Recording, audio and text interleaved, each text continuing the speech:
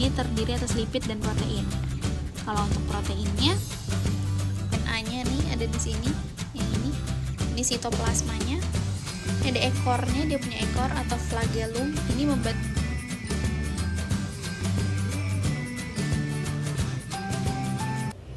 ada sejarah tentang sel. Gimana sih pertama kali ditemukan selnya? Nah, pertama kalinya itu ada penemuannya dulu. Penemuan sel ini ditemukan yang pertama oleh Robert Hooke, yaitu seorang ilmuwan Inggris. Nah, jadi pada tahun 1665 ia menggunakan mikroskop paling sederhana untuk mengamati sayatan tipis kulit kayu dari sebuah pohon. Ia menemukan ruang-ruang kecil yang dipisahkan oleh suatu dinding yang tebal, kemudian ruang-ruang tersebut dinamainya sebagai sel. Terus habis itu, pada tahun 1674, ada seorang ilmuwan Belanda yang bernama Anthony van Leeuwenhoek.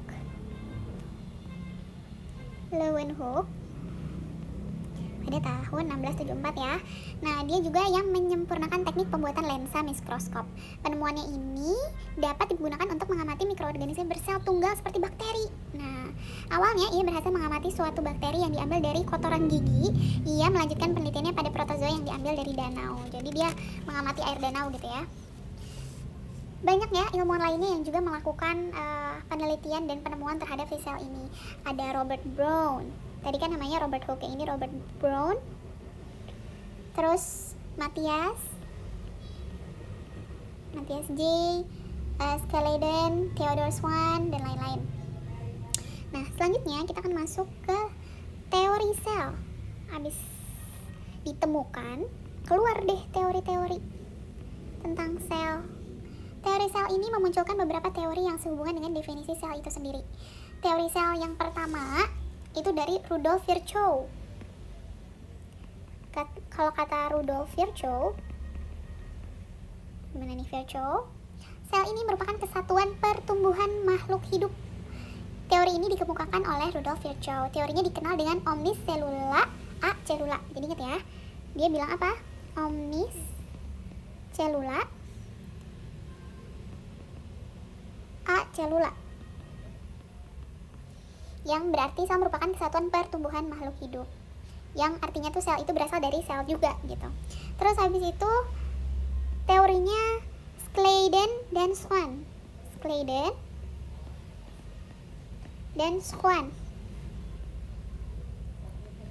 Sel yang mereka mengatakan bahwa sel merupakan kesatuan struktural makhluk hidup. Jadi bilangnya apa? Sel itu kesatuan struktural makhluk hidup, MH ya. Terus habis itu ada juga Max Schultze. Gimana bacanya ya? SCHULTZE. Dia mengatakan sel merupakan kesatuan fungsional makhluk hidup. Kesatuan fungsional makhluk hidup. Terus ada lagi satu lagi. Menurut Edmund B. Wilson. Itu nggak bacanya. Edmund B. Wilson. Bilang apa dia? Dia mengatakan bahwa sel ini merupakan kesatuan hereditas makhluk hidup. Kesatuan hereditas makhluk hidup. Nah, jadi dari beberapa teori sel yang mereka temukan, ini adalah beberapa teori yang paling terkenal. Oke, super banyak. Nah, nanti kalau setelah kita belajar tentang sel, kita juga akan mempelajari yang B-nya tentang komposisi. Apa tuh komposisi dari kimia sel? Jadi kita pengen tahu nih di dalam sel itu ada apa aja ya. Terus habis itu kita akan mempelajari tentang yang C-nya ya. Sel prokariotik dan eukariotik. Sel prokariotik dan eukariotik. Terus habis itu kita akan bahas yang D-nya. Bagian-bagian dari sel. Nah, apa sih bedanya poin yang D dan juga yang B? Nah, kalau komposisi kimia sel ini lebih ke kimia yang menyusun sel. Kalau bagian-bagian sel ini kayak apa ya, organ-organnya gitu. Mungkin ada membran sel, ada kromatin, ada sitosol, badan Golgi dan lain-lain gitu. Terus habis itu pembahasan kita juga akan membicarakan tentang E. Poin yang E yaitu perbedaan antara sel tumbuhan dan juga sel hewan. Oke. Kita kan udah membahas tentang sejarah sel ya. Kita udah tahu siapa penemuannya seperti apa dan juga teori sel secara singkat. Nah, sekarang kita akan masuk ke B, komposisi. Bahas yang B ya. Wow, besaran. Oke. B, yaitu komposisi kimia pada sel. Oke. Nah, yang pertama, komposisinya itu ada karbohidrat.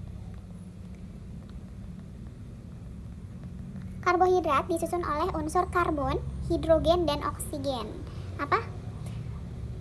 Karbon, hidrogen, dan oksigen. Jadi CH2ON ya. Karbohidrat merupakan senyawa yang terdapat dalam jumlah besar di dalam tubuh.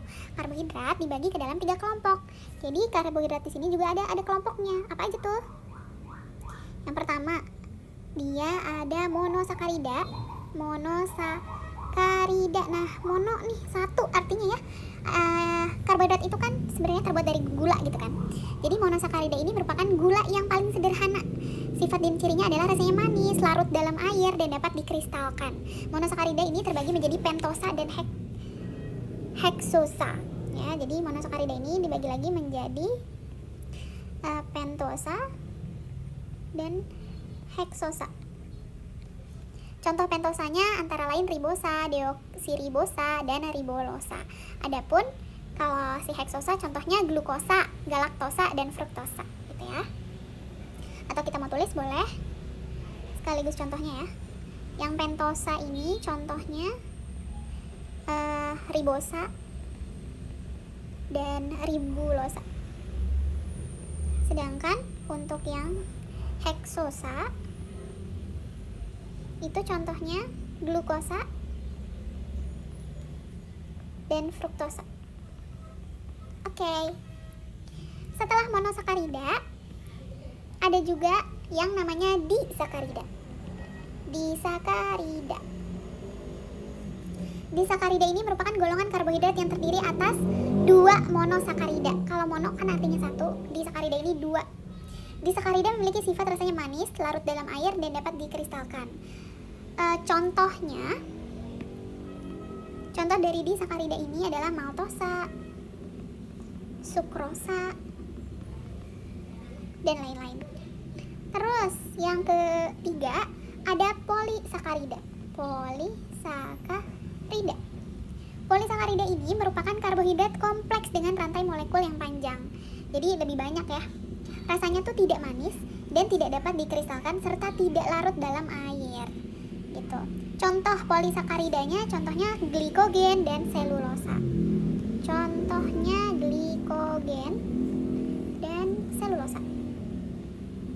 Oke, ini bagian pertama karbohidrat. Sekarang kita masuk ke yang kedua. Yaitu ada apa sih? Komposisi kimia sel itu ada protein. Jadi dia mengandung protein ya. Semua protein mengandung unsur karbon, hidrogen, oksigen, dan nitrogen. Protein merupakan polipeptida atau biopolimer yang tersusun atas asam amino. Ada sekitar 20 macam asam amino sebagai unit dasar penyusun protein. Protein dapat berperan sebagai penyusun membran sel ketika bergabung dengan lemak yang disebut lipoprotein. Jadi si protein ini juga penyusun rambut, kulit, kuku, keratin ya, pengantar pesan kimiawi kayak hormon tuh, pengangkut oksigen, dan lain-lain. Nah itu biasanya menggunakan protein. Terus yang ketiga, terdiri atas lemak. Nah, lemak ini disusun oleh satu molekul gliserol yang merupakan gabungan dari 3 molekul asam lemak. Lemak merupakan senyawa biokimia dalam tubuh yang kaya akan hidrokarbon atau CH2 gitu. Contoh lemak. Langsung contohnya, trigliserida. Terus fosfolipid, steroid, lilin, dan lain-lain ya. Steroid juga meliputi kolesterol dan hormon kelamin seperti testosteron, estrogen, dan progesteron. Itu mengandung lemak juga. Oke, terus habis lemak ada asam nukleat. 4. Asam nukleat. Asam nukleat itu merupakan polinukleotida yang terdiri atas DNA dan RNA. Gitu ya. DNA sama RNA ini berperan penting dalam pembentukan gen pada kromosom. Ini nanti dibahasnya ya. Adapun RNA berperan penting dalam sintesis protein. Terus apalagi? Dia mengandung vitamin dan mineral. Vit dan mineral. Wah, ini banyak banget ya. Kalau vitamin itu kan dibutuhkan dalam jumlah yang kecil di dalam tubuh, tapi harus ada semua. Teman-teman kan suka dengar tuh ada vitamin A, vitamin B gitu kan. Contoh vitaminnya vitamin A, vitamin C, vitamin D, E, terus B1, vitamin B12, vitamin K gitu. Terus mineralnya di dalam tubuh itu terbagi atas makronutrien dan mikronutrien. Ini A ya, B-nya mineral. Di sini kita dibagi lagi menjadi dua, yaitu makronutrien dan mikronutrien. Banyak banget. Kalau makronutrien diperlukan oleh tubuh dalam jumlah yang banyak. Ion makronutrien diantaranya adalah NPSKL, kalsium, natrium, gitu-gitu ya.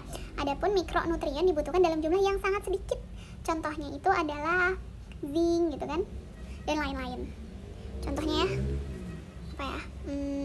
Kalsium ya, natrium. Kalau mikronutrien contohnya zinc, F, dan lain-lain. Terus yang terakhir yang ada di dalam si sel adalah air. Air merupakan senyawa yang sangat penting bagi sel. Air memiliki fungsi. Jadi fungsi air di dalam sel itu, fungsinya ya, adalah sebagai pengangkut makanan. Ini A ya harusnya, pengangkut makanannya si sel. Karena nggak mungkin jalan sendiri makanannya. Jadi dia via air. Terus mengangkut sisa metabolisme, pengangkut sisa metabolisme. Terus medium berbagai reaksi kimia di dalam sel. Maksudnya apa sih medium tuh? Wadah begitu. Medium reaksi kimia. Karena zat-zat kimia yang ada di dalam selnya ini via air dia baru bisa bergerak, baru bisa bereaksi gitu. Jadi komposisi sel kimia ini ada secara garis besar ada 6, yaitu karbohidrat, ada protein, lemak, asam nukleat, vitamin dan mineral, serta membahas tentang sel prokaryotik dan eukaryotik. Tadi kan kita udah ngebahas komposisi kimianya, sekarang sel prokaryotik dan eukaryotik ya. Oke, yang pertama tentang sel prokaryotik dan eukaryotik. Sel prokaryotik sering dianggap sebagai sel yang sederhana karena dia tuh tidak memiliki nukleus. Ya, jadi sel sederhana. Kenapa? Karena tidak punya nukleus. Materi intinya atau DNA-nya terkonsentrasi pada suatu daerah yang disebut dengan nukleolid. Sel ini ditemukan pada kingdom Monera seperti bakteri dan alga biru atau Cyanobacteria. Sel prokaryotik mempunyai ukuran lebih kecil atau kurang lebih 1/10-nya dibandingkan dengan sel eukaryotik. Jadi dia kecil banget, ukurannya kecil. Terus dianya biasanya ada di bakteri dan alga biru atau nama lainnya Cyanobacteria. Gitu. Kayak gini ya gambarnya contohnya. Ini pilusnya bentuknya kayak gini. Terus ini kapsul namanya. Terus ada dinding sel, ada membran plasmanya, ada nukleolid atau DNA-nya nih ada di sini. Yang ini sitoplasmanya. Ada ekornya, dia punya ekor atau flagellum. Ini membantu dia untuk bergerak nanti ya. Terus ada ribosomnya. Terus yang kedua ada yang namanya sel eukaryotik. Sel eukaryotik ini dianggap sebagai sel sesungguhnya. Jadi inilah sel beneran gitu kan. Kenapa? Karena dia itu memiliki nukleus. Nukleus itu apa sih? Inti sel. Jadi dia punya inti sel. Kalau kita melihat gambar yang prokaryotik, kalau dari gambar yang ini tuh kayak nggak ada intinya di sebelah mana ya. Tapi kalau kita melihat gambar yang eukaryotik, ini ada tengahnya gitu ya. Ada ada tengahnya, ada intinya, ada nukleusnya. Sel ini ditemukan pada fungi, tumbuhan, dan hewan. Jadi dia ada di fungi, ada di tumbuhan. Kenapa dia ada di fungi, tumbuhan, dan hewan? Karena dia ini lebih kompleks. Jadi dia bisa membentuk sebuah makhluk hidup yang lebih kompleks juga gitu. Pada sel eukariotik terdapat membran inti yang memisahkan DNA dan protein histon dari sitoplasma. Jadi karena ada ini, jadi memisahkan DNA dari protein histon dari sitoplasma. Jadi dia nggak nyatu sama ininya gitu. Oke, kita akan membuat tabel tentang perbedaan sel prokaryotik dan eukaryotik. Yang pertamanya, dari tempat terdapatnya. Tempatnya ada di mana? Kalau sel prokaryotik tadi adanya di bakteri dan cyanobacteria atau alga. Tapi kalau sel eukaryotik, dia ada di makhluk hidup bersel satu atau bersel banyak. Jadi di makhluk hidup bersel satu atau banyak. Hewan, tumbuhan gitu ya. Hewan, tumbuhan, fungi apa sih? Fungi jamur. Terus yang kedua, ada ukurannya. Ukuran selnya gimana? Umumnya kecil. Dia ukurannya 0,1 sampai 1 ini ya. Kecil banget. Terus kalau ini lebih besar dari prokaryotik karena dia lebih kompleks. Terus yang ketiga, dari kapsul dan pilusnya. Kapsulnya sama-sama ada.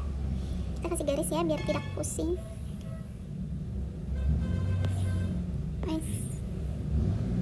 Nah, terus